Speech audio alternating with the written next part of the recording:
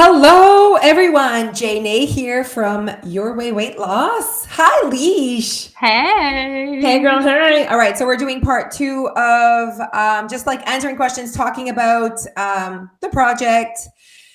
Of course, this is a big part of our lives right now. Whew. I know. I'm like, are they tired of hearing about it? But I like, mean, there's no other time for us to talk. You know what I mean? Like with our followers, like it is what it is. This is what we're doing, and they are following our lives. Like it's like Cat and Nat when they're on tour. They're going to talk about tour things. it's true. Okay, so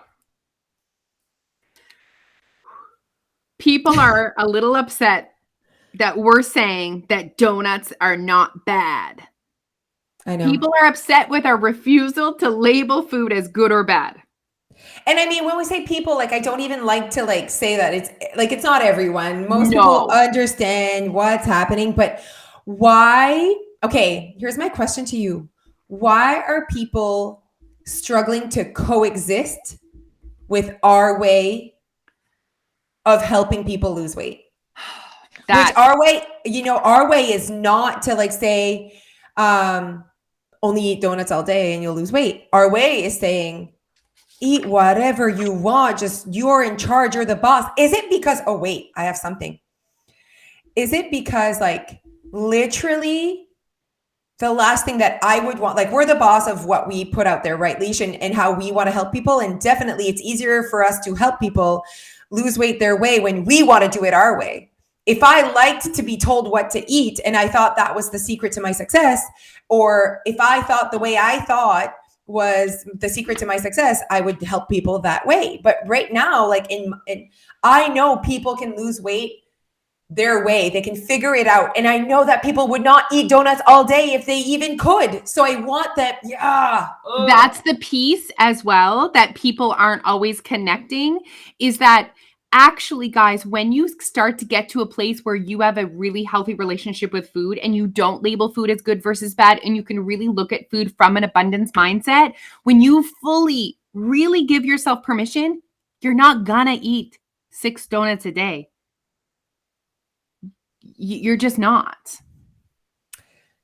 And I think that you know what? We've never said that we're experts in the nutritional field or that we're dietitians or whatever. We've never said that. And so people sometimes, because we give our opinion on how they should think and how we can really help them change their mindset, it's like they like to throw in, I have a nutritional background and I'm like, cool. I never said that I had one or that, that's you deal with that side of things and I deal with the emotional side of things, Absolutely. That's what we're here for. We're here for that mental, emotional mindset piece of the weight loss game. That's pretty much it. And we think it's the most important piece of the long-term weight loss game. And I think we're doing a fantastic job and we're helping thousands of people take over their own lives.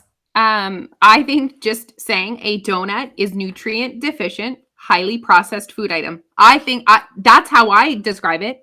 I'm also not saying donuts are good, eat all the donuts. I just want to say donuts are nutrient deficient, highly processed. That's it. That's what they are. Yeah. And I think that what's happening, and we knew this was going to happen, is people are stuck on what we're not saying. And I'm like, stop being stuck on what we're not saying. What we're not saying has been said. What we're not saying has been said over and over. So please listen to what we are saying, because I think it's the new conversation that should be on the table. And actually, I'm going to create like a little like visual for this today. I think I've already done it, but anyways, it was really good. So yesterday I was doing my data. Okay. And in our Excel spreadsheet, because we're tracking all the data, guys. And there was some concerns from people about our donut consumption, right? People are worried about the sugar and people worried about the fat. Okay. So I put in my Boston cream, 6 grams of fat and 15 grams of sugar. Then I put in my carrot muffin. No one has been worried about my calories, my carrot muffin consumption. No one. In my carrot muffin, there's 13 grams of fat and 28 grams of sugar. Yeah. No one was worried about my Raisin Bran muffin that has like over 30 grams of sugar. Yeah, the Raisin Bran, actually, it's funny. Yep, 30 grams of sugar. Yeah. Yeah. Yeah, so the Raisin Bran muffin actually has, oh no, chocolate chip has the most sugar, but after chocolate chip, it's Raisin Bran. Yeah. And so it's just, it's just us serving up. It's just interesting to me that people are so concerned about our donut consumption, but no one's concerned about my Raisin Bran muffin. And like so concerned, yet you should be concerned about many people if you're worried about protein consumption, carbs consumption, sugar consumption. We're actually consuming what the average person is consuming. Are we consuming what we were consuming before? Probably not. But this is a 28-day thing. But also it's like, you should be concerned about the average American then. You know what I mean? And maybe you are, good for you. And you're out there just changing the world one person at a time. But at the end of the day, it's very interesting to me how it's like demonized. Like, just let's all just calm down and let's take a breath here. And do you know what's ironic about what you just said? That's what we're trying to do. We are trying to help the average North American.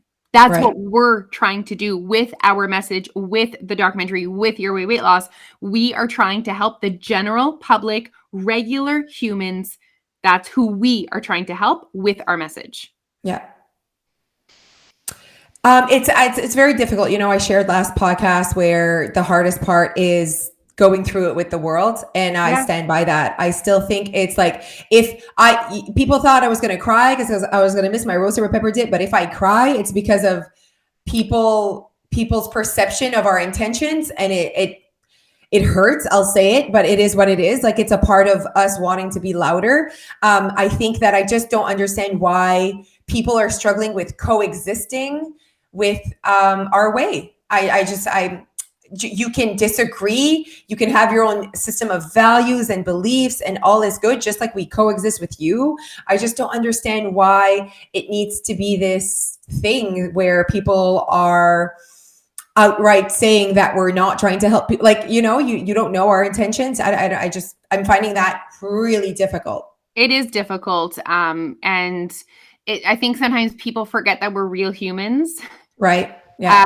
And that we still have feelings, and that we're going at this with our best intentions. Like, our intentions are obviously positive in this moment. Think of us just doing our thing, right? So we're just doing our thing. We're not including anyone in any negative way, whatever. We're just here doing our thing. And then you're being attacked on social media for just doing your thing. If we were out there being really doing something or attacking someone else, and then we're being attacked for being rude or whatever, but like, we're just on social media doing our thing, not asking people to follow us or not follow. Like, we're just like, hey, we're doing this. If you're interested, watch us. And to be, attacked on social media when we're just over here on this side of the internet. If you don't want to be there, there's another side of the internet, So for me, it's that piece of being on social media. And I know that people say, oh, well, that's what happens when you put yourself out there. I know that's what happens. Doesn't mean it's okay. It doesn't mean it's what I believe in, but I mean, it is what it is. Yeah, for sure. Yeah. But definitely that's still the hardest part. And I just want to say that I think we've had way more support than we have pushback. But for us, we really, obviously, the negativity is what really sticks with us, and it keeps us up at night. So dramatic. Yeah. So dramatic. But it definitely, and it's not the comment that keeps us up at night. It's how can we ensure people keep seeing our intentions. It's a difficult one because, again, we're bringing everyone along for the ride. And so it allows for people that they're okay. So if you're on social media and you show up on social media in a way where you find it's okay to send nasty DMs or to talk shit about people, we just don't have the same values for how we spend our time on social media. Like, I don't spend my time doing that. So that's why it's difficult, because we just have a different set of values when it comes to how you spend your time on social media and how you show up on social media as well. So it's just difficult because it's someone that has a different set of values when it comes to that, Yeah. And it's like anything else. We could have a different set of values on how we choose to help women show up in their world, and you could have a different way as well. And so it's always hard. Look at everything we've gone through in the past 2 years when you have a different set of values. I love that you're saying that, how Yeah. you're describing that. And you know what? There's obviously different places for different people in the world based on their value system. And we're just out there looking for our peeps. Yeah, we're looking for our people, and I think they exist. They definitely exist. Okay, do you have any more questions? I wanted to ask you this, and I don't know if you calculated it. Did you calculate your average calories out? I did not, but I want to go and say, so are you saying as a human? Yes. So when we say calories out, guys, we mean, so our Apple Watches, we both have Apple Watches, it estimates how many total calories we burn in the run of a day, including our exercise, including our NEAT, including, so basically, guys, if you want to, calories out, there's 4 ways, right? You're digesting your food, your organs are functioning, you have exercise, and you have NEAT. Exercise is like 5 to 10%, NEAT is like 30, food digestion is like 10, and the rest is made up of just like your life, you functioning as a human. So that's like your brain working, your organs working, all of that stuff. So that's how many calories come out in the run of a day. So remember, when we say calories out, we don't just mean calories burned from exercise. We mean total calories, like the moment, not even the moment you open your eyes, because you even burn calories while you're sleeping, like just out your body functioning, your liver doing its thing, blood flowing through your body, all of that requires energy. So that's how calories out go. So I did do my calories out. So I'll share that while who knows what Jose is doing. So my average calories out is 2,738.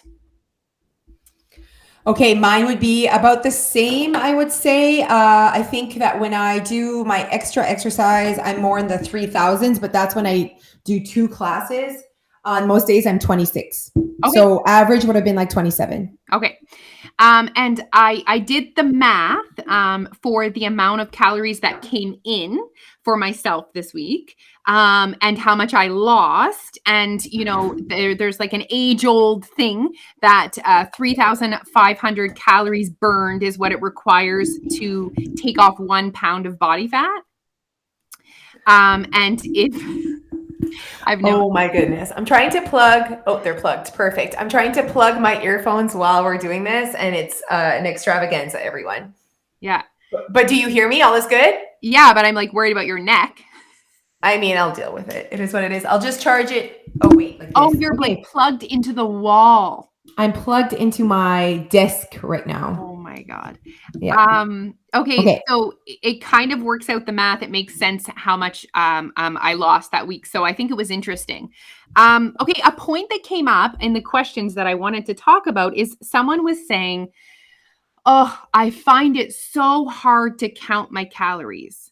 So I wanted to have that conversation about, yes, we're counting our calories right now, obviously for the sake of the experiment, for the sake of the data, but just having that conversation one more time. We've had it a million times, but why is it so hard when you're not eating from Tim Hortons, a menu that gives you the calories and nothing else is going in your mouth? Why is it so hard to track your calories?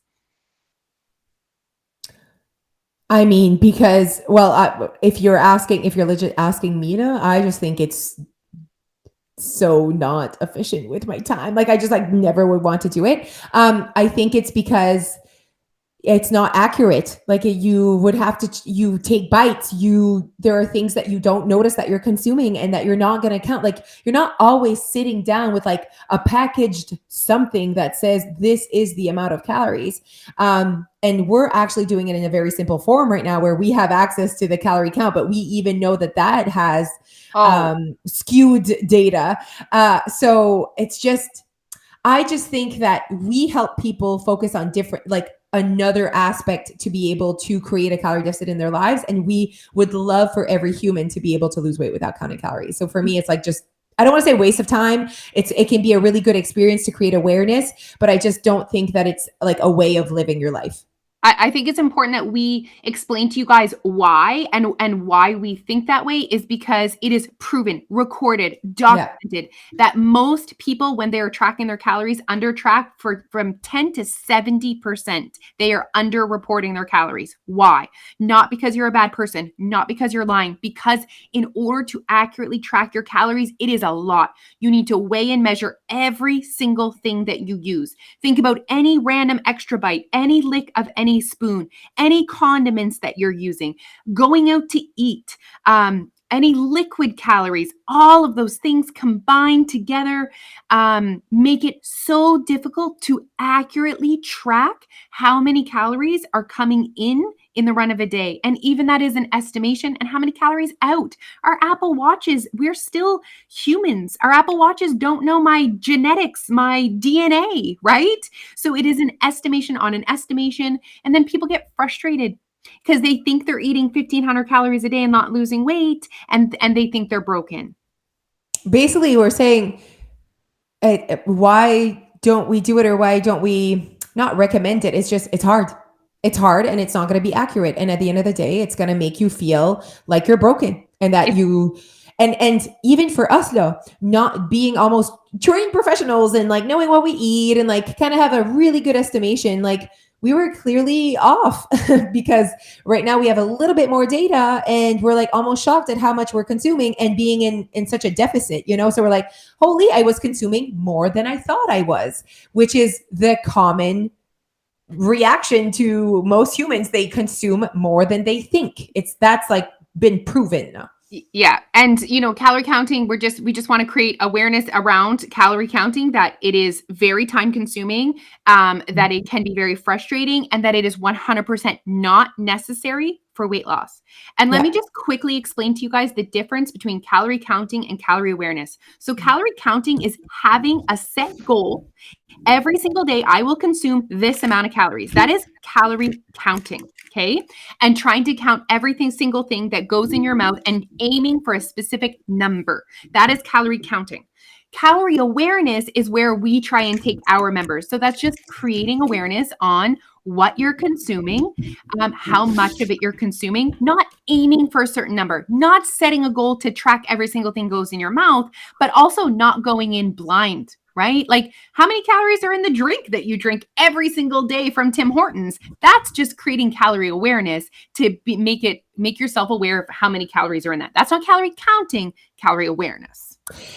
Did you see that some people are like upset that we're not drinking stuff like, yes, but you're not drinking a cappuccino, whatever those like, and I'm like, because I don't want to. And someone's like, is there a reason you're not eating the sausage on a biscuit? I'm like, it's yes, there's a high in reason. calories. I do not enjoy the biscuit, actually. And I'd rather have bacon than sausage. What is happening? What has happened to the beautiful thing of choice? It's been very interesting, you guys. I guess, honestly, and that's like it, that's where, thoughts are different, beliefs are different, right? And before starting, we were like, I was like, this is going to be like epic in terms of like how many people we can help. And I still strongly believe in what we're doing. No regrets. Like, let's go, let's do this though. Like, that's how I feel. For me, it's just, I am always shocked at how people aren't open to other perceptions and conversations. And I just don't know. I just like don't live my life that way. So it's like very interesting to me that other people would choose to live that way. And so it's been more difficult because there's more eyes looking and there's more, it's just what it is. But at the end of the day, that's what we wanted. So it is what it is. But you know what? One of the points, guys, because before we started filming, Jose and I sat down, we had several meetings, and we, wrote down everything, every message that we hope to get out of this documentary. And one of it was choice, was the power of choice, and to really change our language around when we, first of all, okay, you never have to go through the drive-through, but if you choose to, that's okay. You choose the choice number one, you drive through, right? Choice number two, are you choosing the English muffin with bacon and no cheese? Or are you choosing the sausage biscuit with a hash brown and an ice capped? right? Like those are two very different choices. One is not better than the other. One is not right or wrong. It is simply a choice. And every single day you guys wake up with a choice.